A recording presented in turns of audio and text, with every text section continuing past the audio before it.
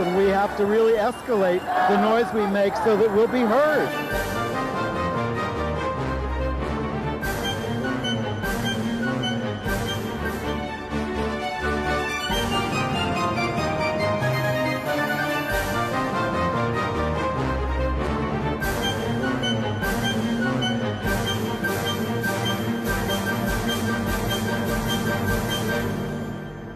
Welcome to Gay USA. I'm Andy Hum, and I'm in the studio.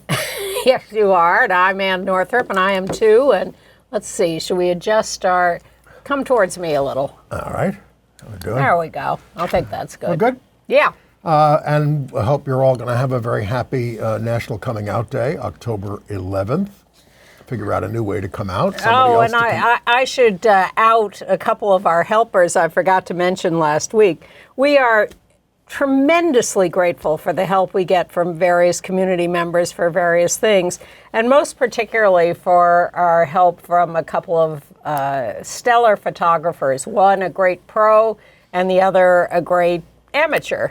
Donna Cito has been a long-time professional photographer in the community and beyond, and she provided some of the great photos we had last week from the demonstration at the Uganda mission against their Don't Say Gay law, and we're very grateful to her for those. And then Jackie Rudin was at an event I was at with Tammy Baldwin, a sort of fundraiser, and took a picture of us that we showed last week, and we didn't credit Jackie either. So thank you to Donna, thank you to Jackie for your generosity and help over many years. But more to the point, how's that Tammy doing? Well, you know, she's... Wisconsin Senate race against a guy from California. They claim it's a toss-up at this point, which is discouraging because he has all the money in the world and is pouring it into an onslaught of ads. But I have faith in Tammy, and particularly after hearing her at that event, she was so strong in the way she spoke. She was very impressive, and I'm hoping that... And, you know, Kamala keeps going to Wisconsin because they're worried about that. So I hope that will help Tammy, too. Yeah. Okay, and that brings us to our top headline, which is that the Republicans are really amping up their anti-trans ads against the Democrats from Trump on down. And I'm sorry to say that I think the Supreme Court is back in session with more basic rights on their chopping block. And a quick decision that further restricts access to reproductive health care. They were barely out of the gates before they did that. We've told you about that anti-LGBTQ Republican North Carolina state school superintendent nominee who wants Obama and Biden executed and yet is running even in the polls in North Carolina. Why has this become the most obnoxious post in American politics between Ryan Walters in Oklahoma and this guy? Well, because it's part of the Republican plan to destroy public education. That's why. Yeah. And they think it's a winning issue. And yes, they do. All right. Well, you'll never guess what, speaking of Oklahoma, what Bibles have been ordered in Oklahoma classrooms. Toyota says, let's go places, and their latest move may make you want to go to a different brand. Christopher Ciccone, artist, interior decorator, designer, and brother to Madonna, and author of a book about her, has died. We have 3 lovely LGBTQ sports stories to tell you, albeit from Europe, not the USA. And the European Union top court now requires all EU member states to recognize gender changes. We mourn the loss of veteran AIDS activist Nanette Kazaoka of ACT UP. What a star she was. Cola Scola, star of Oh Mary, now on Broadway, has made a Time Magazine 100 list. And I'm going to have 2 Broadway reviews, Yellow Face on the Hills of California on Broadway, and we're going to talk about EMILIA PEREZ, the movie that's coming to Netflix soon. And theaters first, then Netflix. Right. Did I like it more than you? I liked it a lot. I liked it a lot, So too. there you go. You don't have to watch it till the end. Yeah. You can turn the show Tune off. out. So yes, right, finally the New York Times discovered that the way Republicans are trying to win this year is by running anti-trans ads in Senate races, in swing congressional districts, and of course Trump is doing it all the time. And their basic line is they're out to destroy girls' sports. And of course Trump is running an ad with Kamala. With a drag queen. Patty Gonya, and Patty is considering a legal action against the Trump campaign for using her image, but she already raised $15,000 off this for trans health care. Well, that's not anywhere near what the Republicans are spending on these ads, which is now so big that it hit the front page of the New York Times this week, above the fold. And Patty Gonya is not with Kamala there. Put the picture back up because she's a drag queen. It's because she's a climate activist. And what could be more timely given what we're living through in this country, especially in Florida?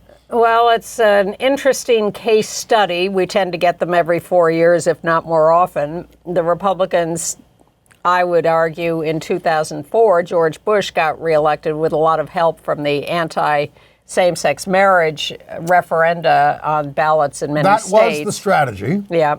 And lately they have decided trans rights are what they're going after. And they did not succeed with that 2 years ago in the midterms. Right. They didn't do very well. They spent an awful lot of money. I mean, they're spending $65 million on TV ads stoking fears of trans girls and trans sports. And their tagline is against Kamala is, she's for they, them, he's for you.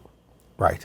I have to admit that's clever, but I don't know that it will get them anywhere. But as Kamala said on 60 Minutes, in which she was not joined by Donald Trump, he never talks about you, always about him. That's right. That ad is probably the only instance of him making any reference to you. All right. Well, he does have his own wacky supporter, the richest man in the world, as he's often called. Elon Musk showed up when Trump went back to Butler, Pennsylvania this weekend. Now look at this picture at the top there, because Trump has really given him the side eye for upstaging him. Yes. Elon Musk was literally bouncing up and down on the stage. Cavorting. I think there's something awry about him. Well, so Musk, he's been using X, which used to be Twitter, to spread disinformation about FEMA and Hurricane Helene. Trump is considering Musk for a cabinet appointment, and Musk says he will accept. Of course, and it's going to be called the Department of Government Efficiency. This from the man who ran X into the ground.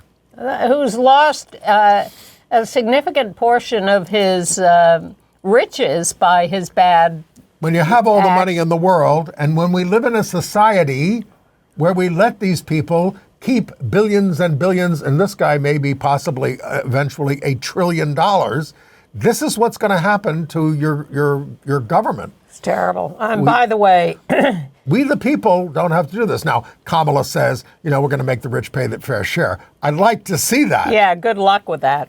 It hasn't worked yet. But by the way, the Human Rights Campaign is spending 7 figures on an ad campaign in Arizona, Michigan, Pennsylvania, and Wisconsin. All kinds of ads, digital, streaming, display ads and everything. Good. To remind people who's better on LGBTQ rights. Well, and also a lot of this comes down to who does have more ads. It's a volume thing. I think the more people see, you don't agree with that. I think that volume makes a big difference. I live in a place where we don't see too many ads. We see some local congressional race ads. Right.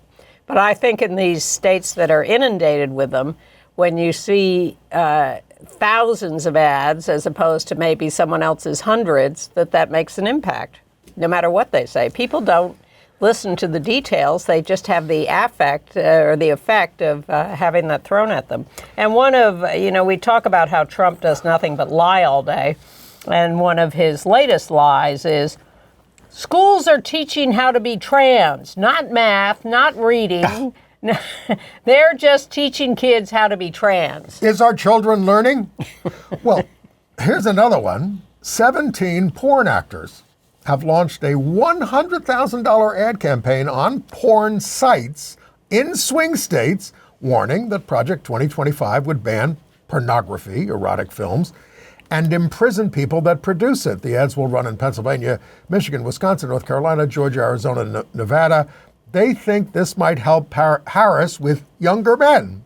Younger men? Don't all men look at porn online? Here's the statistic. Men 18 to 29, 44% have watched porn in the last month. Men 30 to 49, 57%. So maybe... Older. Maybe, You just reported that the middle-aged cohort watches younger. more than younger. Wait a minute. At our age, 57 is younger. Well, 49 is younger. Yes, but I want to hear the statistics for older than 57. Oh. But the people in their 40s and 50s evidently watch more than the younger. Well, we hope that people will be responsive to the hands off my porn campaign. So to speak. It's cute. All right, should we wait a second? Let me just Should we go to the Supreme Court? Yes, I'm just looking to see if there's anything else we should get to before that. No, so the Supreme Court, first Monday in October, comes back into session. There's the picture of the wrecking crew, John Roberts and company. Amy Coney Barrett, Clarence Thomas, Kavanaugh, Gorsuch, and Alito. What a crowd. So they're ready to do everything possible to return Trump to power if there are election disputes to keep him out of prison. But on the docket, now, first of all, they've already heard a case about ghost guns. We weren't optimistic about that, but it looks like they're not going to allow ghost guns. The Biden administration is fighting them. They have to throw us a bone every once in a while. But they're taking up the case of an Ohio woman who says she was discriminated against for not being LGBTQ at the State Department of Youth Services in Ohio. She'd worked there for 20 years. She was demoted. I don't think she was fired. She transferred somewhere. She didn't get the advancement that the gays got. And the gays got a couple of jobs that she wanted. So she is suing the Ohio Department of Youth Services for sex discrimination. Well, I mean, it is, if she was discriminated against on that basis, it is sexual orientation discrimination. It does happen. But she's not suing for sexual orientation discrimination. She is suing for sex discrimination, because she's trying to throw Bostock into this, and she's trying to claim that this is sex discrimination against her as a woman, and she's not getting very far with that. Well, because there is a thing actually in law that says if you're part of a majority group, it's harder to prove. Also, there is no law against sexual orientation discrimination in Ohio. But there is Bostock, which does ban sexual orientation discrimination. Sort of. So the Tennessee ban on gender-affirming care for minors is on the docket, and Tennessee is relying on the Dobbs decision that allowed the states to ban abortion. That's their basis of this case. It's very strange. They say, and this is banning care for trans youth, and in Georgia, banning care for employees of corporations. And yes, wait a minute, let me get this. Get it straight. So to speak. All right, well, I didn't write that down. I had it, now I've lost it. I'll go to another one. Okay. There's a challenge to Ken Paxton's requirement for age verification if 1/3 of the content of a website is harmful, quote unquote, harmful to minors, and requires health warnings on porn sites. Yes. And there's going to be a likely challenge to the abortion pill again. They're revving that up. And with the case from Tennessee and from Georgia, I think the Missouri case is going to get up there.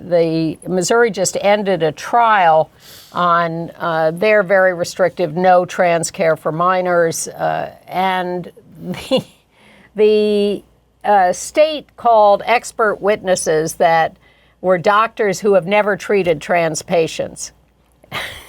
And yet, because Missouri is a very conservative place, there is fear that the judge will rule for them. More on Missouri a little later. Now, we know that the Supreme Court upheld the right of the right-wing web designer Lori Smith, we have a picture of her, the right to discriminate against same-sex couples, even though she didn't do wedding websites. And she's going to be paid $1.5 million by Colorado for her legal fees to the legal anti-LGBTQ hate group, Alliance Defending Freedom. Her case was riddled with lies, including that a gay man who asked her to design such a site, he turned out to be straight, married to a woman, and lived in California and never heard of her. Also in Colorado, the Colorado Supreme Court has dismissed a lawsuit against Jack Phillips. He's the baker who refused to make a cake for a trans cake, just the colors, the pink and blue and white. And they've dismissed the case against him on procedural grounds. They didn't reach the question of whether he had free They said the woman that was suing him didn't pursue all her options before she came to this court. Exactly. Georgia's Supreme Court reinstated a state law that prohibits abortions after 6 weeks. A Fulton County judge had found that it violated the state's constitution, the power of a woman to control her own body. And he had allowed abortions to go up to 22 weeks. So no more. Tough times in the U.S. Southeast, but beyond the hurricane. Florida has a 6-week ban too, unless you, the voters in Florida, and I know you have other things in your mind right now, overturn that ban at the ballot box. 60% of you. Oh, I got the Dobbs, or at least another Dobbs reference. In Missouri, they have an abortion initiative on the ballot where they have a restrictive abortion law, and the initiative would liberalize that. And Josh Hawley, senator from Missouri and monster, is out campaigning against the initiative. And he is arguing that the abortion initiative would mandate trans care. This is his way of arguing against it. And he ties this to the Dobbs decision about reproductive freedom. It's screwy. It has nothing whatever to do with it, but that's the way they roll these days. It's like there was an old skit or something that just had people throwing in words, irrelevant words in the midst of it, and that's what they're doing with trans people these days. Okay. All right, let's go to North Carolina. Well, the self-described black Nazi Mark Robinson will lose the governorship to Democrat Josh Stein. Kamala Harris has an even chance to win the state, but also with an even chance to be the state's superintendent of public instruction is far-right conspiracy theorist Michelle Morrow, who believes that child traffickers are torturing and killing children to harvest their blood for an anti-aging elixir. And among those demon-possessed people is actor Jim Carrey. Morrow... Because he made a movie of... I have no idea. Morrow says that the plus, an LGBTQ plus, includes pedophilia, and she's called for the executions of Obama, Biden, and Bill Gates. Wouldn't you vote for her as your state school superintendent? She's called for abolishing the State Board of Education and rejecting federal education funds. It's shocking, but what isn't these days? Well, she's running against a guy named Mo Green, who has done a lot more fundraising than she has. But the question is, will the hurricanes have any effect on this? Western North Carolina has been devastated by Hurricane Helene, and how is that going to affect all of this? The lovely city of Asheville. Yeah. So will people not be able to vote, or will this affect who they vote for? The Trump people are all out blaming the federal government for not supplying enough help, even though all the local officials are saying, yes, they are, please shut up. So will that get into people's heads, and will they not vote for the Democrats because of that? It's scary. We have an update on gay porn star Seth Rose. Put a picture of him up there. There he is as Seth Rose. His name in real life is Corey DeAngelis. There he is with Vivek Ramaswamy, who ran for president in the Republicans. So he runs this right-wing anti-LGBTQ parents' rights stuff, and he now says, after he was exposed for being on Gay Hoopla, that I've made mistakes in my life. I was a victim of poor decisions and poor influences. I'm using this as an opportunity to grow, and says the experience fires me to save young people from being put in the same position I was put in. Betsy DeVos's group has gotten rid of him. He is a contributor to Project 2025, which will be the blueprint for Trump's second term. And he's been cited by Texas Governor Greg Abbott and convicted felon Donald Trump for his work against the woke gay agenda. Well, speaking of a woke agenda, Ryan Walters, who we have taken to referring to weekly on this program, the state superintendent of schools in Oklahoma. You may have been reading about this because it's actually made national news that he first mandated that all schools teach the Bible as part of their regular curriculum. Well, now he has put out an RFP, a request for proposals, for purchasing 55,000 Bibles. For $3 million. 3.3. Yes, I know. For 49,000 kids, 55,000 Bibles. But here's what he says. It must be the King James Version.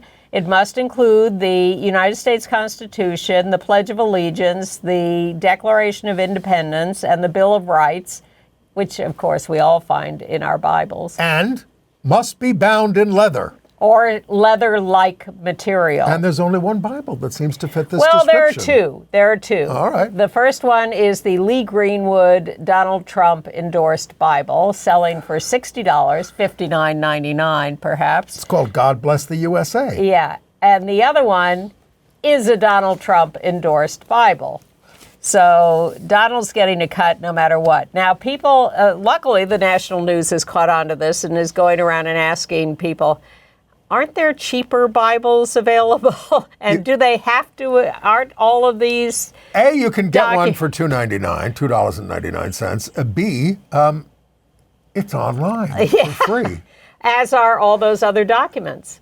So really. What's the point in our digital age? The point is to make money for Trump. He wants to be Secretary of Education, and Trump is seriously considering him. Folks, if you're not scared by that, please go tell your neighbors, because much as we think everybody does know these things, the fact is they don't.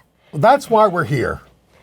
And by the way, HRC, just throwing this in here, reports that 90% of parents are supportive of their child's trans identity. I took a look at the methodology of that survey and I was not impressed. Well, okay, just undercut me. No, I'm not undercutting you. I'm undercutting HRC.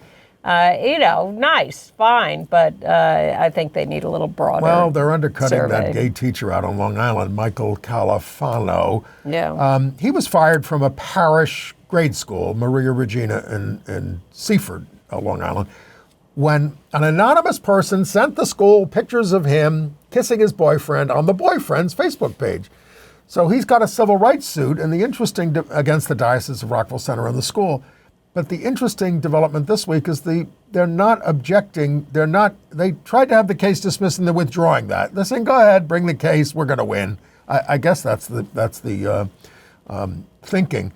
When he was fired, 100 parents, staff, students all demonstrated at the diocese in his favor. Well, the diocese thinks they're going to win because they think they have the ministerial exception to hire or fire anyone they want, and they have the religious freedom to. And he's saying, I was never out in the classroom. My own Facebook page is private. Yeah. Somebody does this, and all of a sudden, you're on my case, so to speak. Well, someone else who could use a little more privacy or not is P. Diddy or Puff Daddy or whatever we're calling him these days. We know that he has been the target of hundreds of allegations of sexual abuse. Now going on thousands. Trafficking of kids, here's assaulting 9-year-olds. Why has it taken so long for anybody to come forward? 12,000 calls to the hotline. We have the picture of when they posted Why did Donald Trump get elected? Celebrity culture in the United States. Anyway, 25 cases have been filed for minors. The abuse occurred at album release parties, New Year's Eve, 4th of July, a puppy party, whatever that is, and an all-white party, all-white clothing, from 1991 to 2004. And they say the names of those complicit will shock us, these lawyers say. We're pretty shocked already. All right. New York City schools, by the way, instituted an anti-hate hotline where students, families, and staff can report incidences of hate, harassment, and discrimination. They announced it in response to the rise in anti-Semitic incidents, but it applies to all bias, Islamophobia, etc., anti-gay. So they've got a number, 718-935-2889, and it supplements reporting these things by email or online. Okay, a couple of other education stories. In Pennsylvania, in the southwest Harrisburg area, a right-wing school board decided the way to deal with trans students and bathroom use was to divide up all the bathrooms. This one, you can go to that one, you can go to that. Everybody gets their own? And we're putting a window in the wall of the trans designated bathroom so people can look in and make sure there's no hanky-panky going on in there. A window in the wall. Sounds rather perverse. Oh, my God. So people didn't like that, and they got it stopped. Okay. Yeah. And also in educational news, wait, I just had it. Women's volleyball? Go ahead, do that. A fourth university has forfeited its match versus San Jose University over the gender identity of one of the team's players. So the Utah State University joined University of Wyoming, Boise State, and Southern Utah in forfeiting over the last 3 weeks, though none of the schools explained their decision or replied to the press. Nor is the player self-described trans or identified that way. The California LGBTQ rights group put out a statement saying this has nothing to do with gender identity. It has to do with politics. But a San Jose student is suing the NCAA over trans inclusion with 12 other women athletes, and the woman in question has played on girls and women's teams since high school. And in the state of Utah, the right wing wants... Utah has been banning particular books in libraries, school libraries and schools. Now they want to prosecute people who put any of those banned books in the little free libraries that people have outside their houses. They look like birdhouses almost. Yeah, on the street. Have nothing to do with the state, not in schools, not in government libraries. They're just little private... Don't they know what's on TV and on the internets? They don't care. It's all politics, as Equality California said. It's all about finding a scapegoat. Well, at least the Northampton City Council passed a resolution making Northampton a sanctuary city for transgender and gender diverse people. It calls on the city never to use city resources or city property to detain people who are seeking or providing gender-affirming care, nor to provide info to out-of-state agencies that seek to make trans people seeking care fugitives.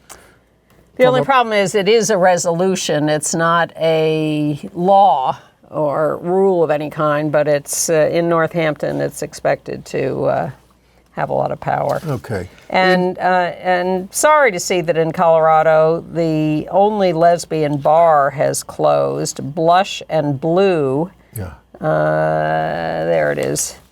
But I think there are other LGBTQ bars opening in Colorado. In Queens, New York, now this is 14 years after the murder of trans woman Amanda Gonzalez Andujar, a Manhattan man, there on the right, Rashim Everett, left. Rashim Everett was convicted again of killing her in her apartment. His first conviction in 2013 was overturned 8 years later due to a mistake by the judge at the trial. The jury had sent a letter to the judge that he failed to show to the defense or the prosecution or anyone else. So the Queens prosecutors, led by the DA there, Melinda Katz, pursued the case. The perp had strangled Amanda and doused her body with bleach to try to destroy the evidence of the crime, but his DNA was found under her fingernails. The sentencing is November 11th. So Amanda's trans friends kept pressing this after all these years. By the way, in the first trial, the perpetrator's lawyer stood up and said, 28 years? I mean, we're talking about somebody who's not the high end of humanity here. Oh, my God. I mean, this is the kind of stuff that he Wow. said. Wow.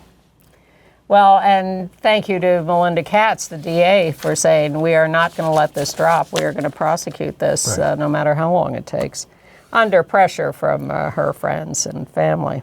So while most corporations are sticking with diversity, equity, and inclusion and the Human Rights Campaign, Toyota has joined the handful, I will say, I keep saying the growing number, the handful that have dumped them at the behest of a right-wing campaign. Remember that logo, walk the other way. Toyota claims they want to encourage an inclusive environment for employees, but this is not a step in the right direction. It's a step to the right. Well, let's counter that with a much nicer story from San Diego. We come across these stories occasionally, and they're always kind of heartwarming. 2 male flamingos at the San Diego Safari Park have been given a little chick to raise, and they're happily... They were given a practice fake egg first. Yes, and then they substituted a real egg, and the egg hatched, and there are the 2 gay dad flamingos taking care of the chick. And they're of age. They're each in their 40s, these flamingos. Are they? Yes. How long do flamingos live? I don't know, but I read that they're in their 40s. Oh, I thought for sure you'd have that answer. Earlier this year, they... wait a minute. Oh, they feed their chick crip milk from their digestive tracts. We didn't need that detail. I think it's interesting. It's part of parenting, isn't it? I guess so, if that's what they're doing. Got to feed them. Yeah. All right. And now we want to acknowledge someone we lost recently in Ossining, New York. Donna Hennis, 79 years old, known as an urban shaman. Yep.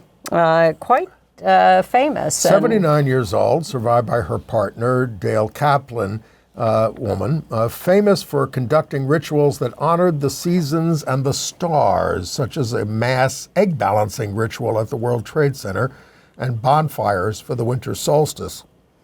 Go ahead. No, I was just going to move on to the next person we lost, which she was with her partner since 1981, and a beloved figure in New York. Yeah.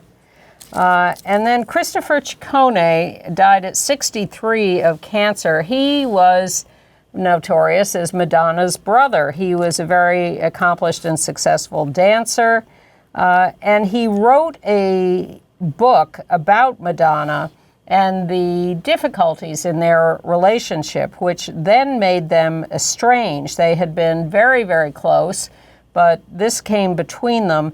But when he got sick with cancer, they got back together, and she was with him when he died. Well, he also said that when she was interviewed by The Advocate, she said, I got a gay brother, and he had not publicly come out, and he was kind of pissed about that. And that was a lot of why he was angry at her in the book. He also found her husband, Guy Ritchie, from 2000 to 2008, homophobic. Yeah. Another brother, Anthony, predeceased them in 2023. Well, their mom died at 30. Their stepmom died 2 weeks ago. Their brother, Anthony, died in 2023. Christopher leaves a husband, Ray Thacker, who was a British hairdresser and was also at his deathbed. Right. Okay, we're done all right, so we go to international news? Yes. I like these stories. In Spain, a soccer team consisting entirely of transgender men has made its debut in a regional league. It's the first such team to achieve federated status in Europe. They're the Phoenix FC football club, I guess that is. Mm-hmm. Spain passed a trans rights bill last year.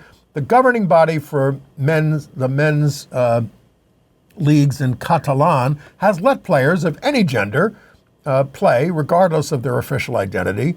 Now, this team did lose their first team 19-0, but this was a breakthrough. nonetheless. And one of the team members said, we lost our first game 19-0, but the whole point here is we are a family. This is a safe space where you can be free and express yourself, and that's what's most important to them. Right. And then let's go to Yorkshire, England. A gay couple bought a struggling soccer team, what they call football. And in short order, they held a Pride Day with a drag queen. So the couple their names are Kai Garcia and Ryan O'Neill. And they had a drag queen at the pregame entertainment, and they said it was well received. The town was just grateful to hold on to the team. It was going to go under. Well, this is a pretty out-of-the-way town. This is not the middle of London or whatever. We had to look up how to pronounce it. It's called Keighley. Yeah. But it's not spelled that way. The town has embraced it with joy, and look, they're all willing to wear their uniforms with rainbow colors as opposed to the individuals here and there who refuse to play with any kind of... Wait a minute. I said football. This is... rugby. Yeah, this is rugby. I said, yeah, rugby football. Anyway, so now the stadium is covered in rainbow colors, Pride and Progress flags. It's also given LGBTQ people in the town a welcoming place to go with rugby. So there's some invective that they get with the usual online anonymous cowards. But 5 years in, trans activist India Willoughby is the club's patron. Probably Marjorie Taylor Greene yelling at them online anonymously. The European Union Court of Human Justice has issued a ruling that all countries in the European Union must respect all documents, gender designations of everyone from every country.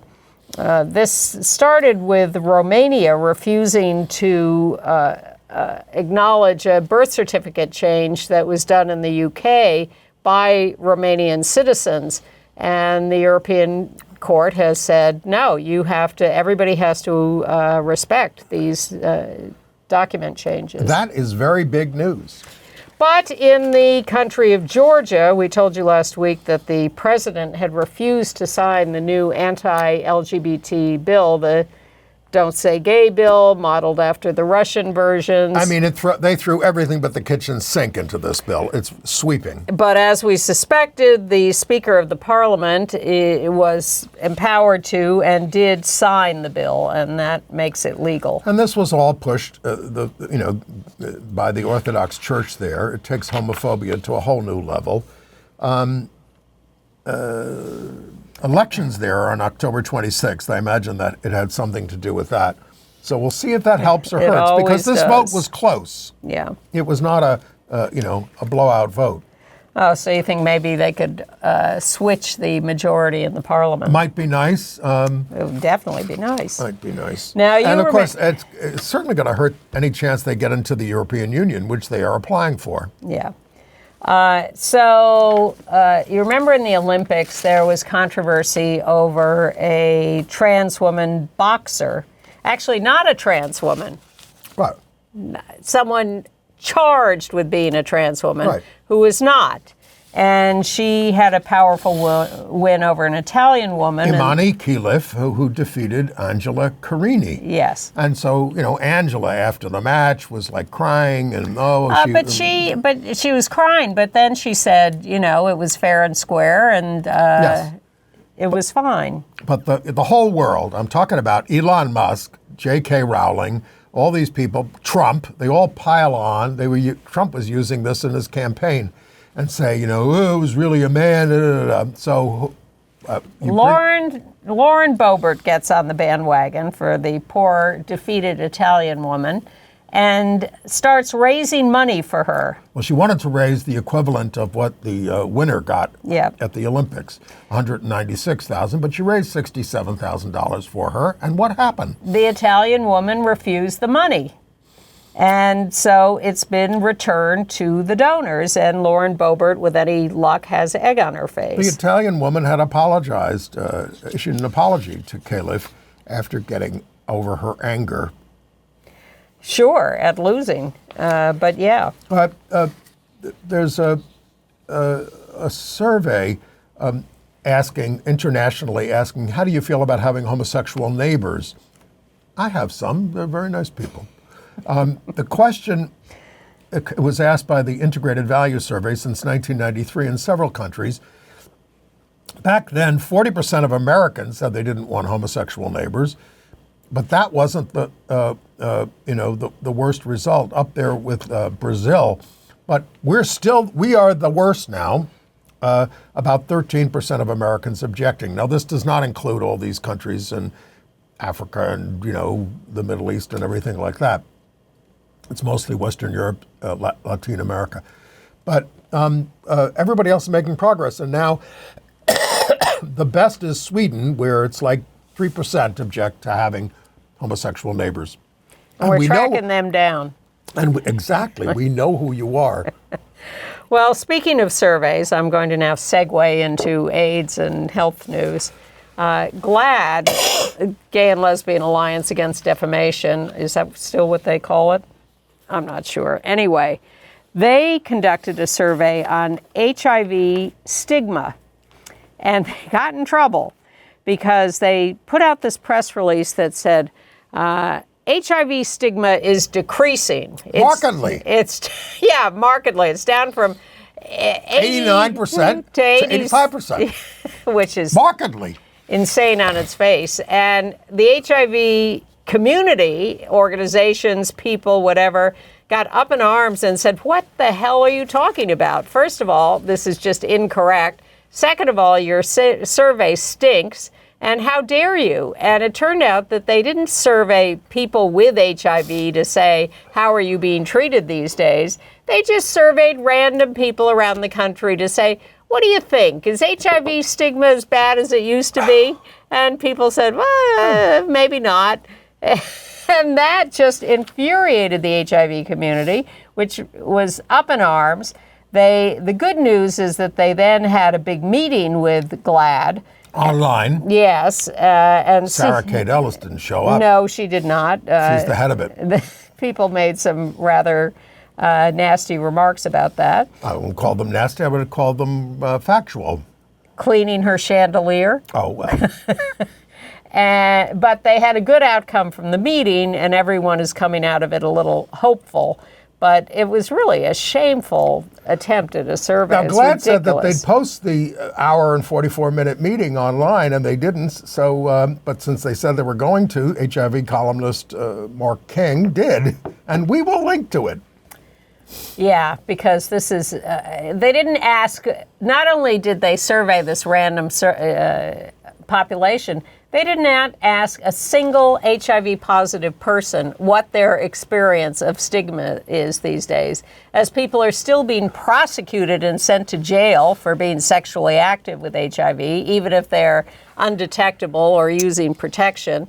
And there's plenty of stigma all over the place, but they didn't ask for anyone's experience. They just asked this random opinion sample. Okay.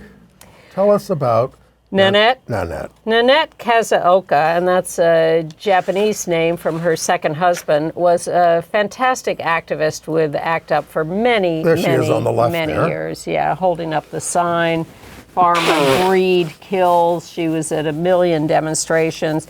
She was the longtime treasurer of ACT UP, a job no one else wanted, but you could count on Nanette to take responsibility for things like that and follow through and just be on top of it. She was either 82 or 83 when she died. She was a senior occupational therapist at St. Luke's Roosevelt Hospital for many years. 32. But she'd had a long career as a dancer before that. She'd had quite a rich life. You want to read her ACT UP Oral History Project interview, which we will also link to. Now that's her on the cover of this book, Fag Hags, Divas, and Moms, The Legacy of Straight Women in the AIDS Community by Vicki Noe. And there's a chapter on Nanette in the book. She was one of the most popular people in ACT UP New York and a real hero. There she is with her daughters. Well, she's somebody who stuck with the group Yeah, long after it most other people did. Yes, she stuck with it. Very even-tempered, just a nice person who you always enjoyed hanging around with. That's a big loss. Nanette was wonderful. Okay. Two city supervisors in San Francisco are trying to make it easier for bathhouses to open again. Yes. Supervisor Raphael Mandelman, whose district includes the Castro, introduced legislation because it's under the control of the police department now, which drags its rear on issuing permits. It would also repeal requirements of keeping a register of patrons and prohibited locked doors on venues. Now, all this came about, of course, during the AIDS crisis, but times have changed, as you noted. So. Well, I see there's a new biography out on Randy Schiltz, who wrote And the Band Played On and Conduct Unbecoming about the Military. And Randy was a prime mover of getting the bathhouses closed. I hadn't realized he had worked in one back in the mid-'70s, and he sort of had he sort of had a negative attitude towards a lot of the people who ran bathhouses in those days, that they were not exactly in the customer's interest. Well, there was a huge debate about whether or not closing them would hurt the safe sex movement by taking away a place where people were educated and encouraged to We could use spend a safe whole sex. show on this. I was involved in many of those controversies. Yes.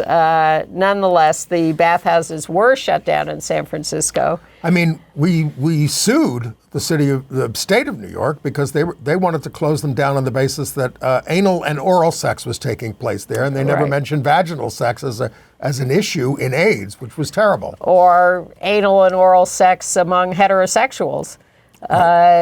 Yeah. So now in 2024, 40 years later, they're finally trying to reopen them in San Francisco. Of course, people being on PrEP and people who have HIV being on the drugs, they're not going to transmit HIV.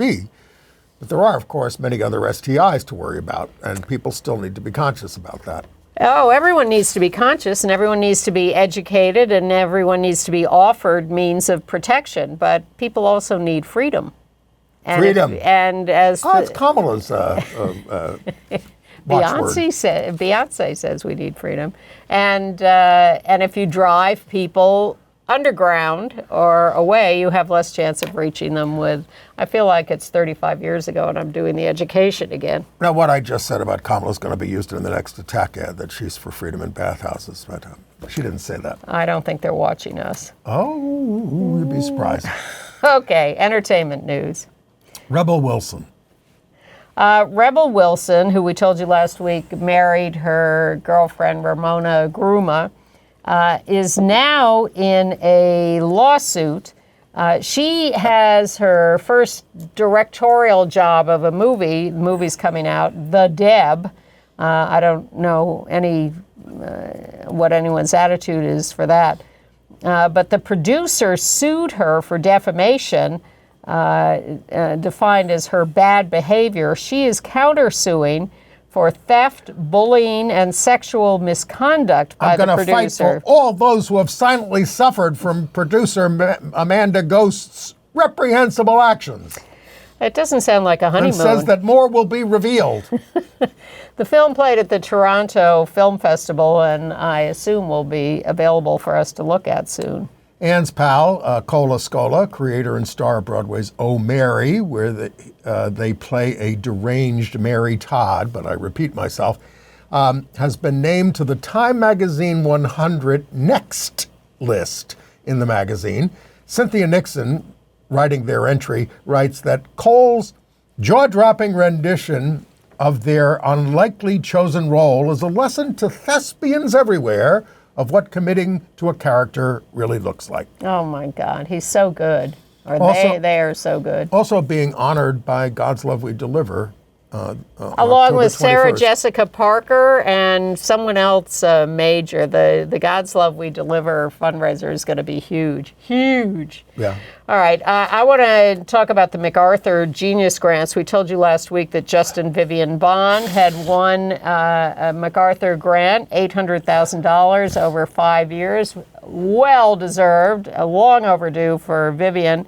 But there were three other out winners of the MacArthur grants. Jericho Brown, poet, Southern, is known for writing about new forms, doing new forms of poetry. Writes about masculinity, spirituality, family, sexuality, and race. Congratulations to Jericho. And then there's Shamel Pitts, self-described as queer, a black, multidisciplinary performance, part of Tribe, a Brooklyn arts collective, dancer. Congratulations to Shamel. And finally, Alice Hwang, disability justice activist, writer, editor, creator of the Disability Visibility Project, which is a media platform that is very intersectional and dedicated to amplifying the voices of people in the disability community. Geniuses all. All a little more well-funded now. Yes. So we went to see a screening of the epic transgender gangster musical, Mexican drug lords. EMILIA PEREZ it's set mostly in Mexico and starring four sensational actors who won a joint Best Actress award at Cannes. Trans, Carla Sofia Gascon, Zoe Saldana, Selena Gomez, and Adriana Paz. Gascon plays a drug lord, as you said, who transitions with all that follows in many unexpected ways. It's about living your truth. And they were all at the theater at the screening to talk as a panel afterwards. And she said that her toughest chore was learning to speak Mexican Spanish because she's from Spain. Right. I've really never seen anything like this movie. It was it was wonderful to hear from these women about what a rich experience it was for them to make it. Now, it's going to be in theaters, and then it's coming to Netflix on November 13th. Yeah, theaters on November 1st, Netflix November 13th. It won the jury award at Cannes. It won the Best Actress award for this group of actresses. And I loved it. I thought it was original and compelling, funny. I had no idea it was a musical. Oh, yeah, it's a musical. They all sing. And dance in the street. It's funny, operatic. It's scary, it's a little violence, but mostly just a thriller. And very, very original, very original. EMILIA PEREZ. How often do I recommend a Broadway show? I can hardly recommend the revival of David Henry Hwang's Yellowface. It's insightful, it's thought-provoking, and it's very funny. It's about confronting racism in casting, particularly anti-Asian prejudice. It starts off with the fight over casting a white actor, Jonathan Pryce, to play the Eurasian lead in Miss Saigon in 1990. Hwang publicly objected, but this is not a polemic. That's Daniel Day Kim playing Hwang in the movie. He leads the cast, and it's not, there aren't pat answers in this. And it still manages to be funny, and it's a terrific evening in the theater. And you saw another play, Hills of California. Well, directed by Sam Mendes. It's by Jez Butterworth from England. I like his work. It was imported, apparently rewritten for Broadway, though the thick Blackpool, England accents were a challenge. It's the story of a stage mother who you don't see there, and these are her four girls who she's training to be like the Andrews sisters in the 1950s. Nice. A little late, but the 50s. And they run a seaside hotel there with no sea view. Anyway. Is the music good? Well, when they sing, they're great. Yeah. But it's not a musical. But then it's intermixed with the girls 20 years later while the mother is dying. And so it just keeps going back and forth. Our colleague Maren Johns described it as August Osage County meets Pinter's birthday party with a dash of little boys. I'd call it a cautionary tale about pushing your kids too far, but it is an excellent ensemble. Hardly a feel-good play, though. Well, production that I think we can recommend without having seen it yet, because it's a revival, although a redone version, is Doric Wilson's Street Theater, which is being done by Tassos, the other side of silence. The 50-year production company, they just celebrated their 50th anniversary. Amazing that they have stayed in business and done such good work over the years. This is a satire featuring cruisers, drag queens, undercover cops, lesbians, hippies, mobsters, and bystanders. A cast of 14, helmed by Mark Finley and Barry Childs. Well, I saw it years ago when they did it at a bar. Maybe the Mine Shaft. I saw it at the center. Well, they've done it many different times, and they did it at the Stonewall and at the center, but now for the rest of its run, it's going to be at the Flea Theater, which is the home of Tassos. 20 Thomas Street. A very lovely theater, a new theater, and that's October 17th through 22nd. Recommended Street Theater. We will link to that. Outgay Tony winner Jonathan Groff is set to star in a new musical about Bobby Darin called Just in Time, opening this spring on Broadway. And what's with this new James Dean So film? James Dean, it's about his gay relationship with, there you see him, William Bast, who wrote a book called Surviving James Dean. Bass met Dean at 19 at the UCLA theater program. They became roommates, close friends, and then lovers. So Guy Guido, an out-gay director, has written the script and will direct. Dean died in a car accident at 24 in 1955. Bass didn't die until he was 84. Guido is known for his documentary Madonna and the Breakfast Club about her early struggles in New York. So that's coming sometime in the future? And next year. Okay. We've talked about the documentary Will and Harper about Will Ferrell on a cross-country journey with his trans very good friend Harper. And that's on Netflix, I think, now, and has been getting a lot of good talk. And they talked about how they released it deliberately before the election so that it could counteract to some extent this whole anti-trans campaign that the Trump people are running. So that is nice to hear that they planned that. But not so nice to hear is that Billie Eilish has announced that she will no longer talk about her sexuality. She regrets ever saying anything about it. What a mess. And has taken down all her social media about any of this and is really sorry she ever brought it up. Good grief. Yeah. Well, maybe 10 years from now. Somebody who doesn't regret coming out, and he did it a long time ago, is out actor and Tony winner Andre DeShields, who recently starred as old Deuteronomy in Cats the Jellicle Ball, inspired by ballroom culture. He's been named the Grand Marshal of the 51st Halloween Parade in Greenwich Village this year.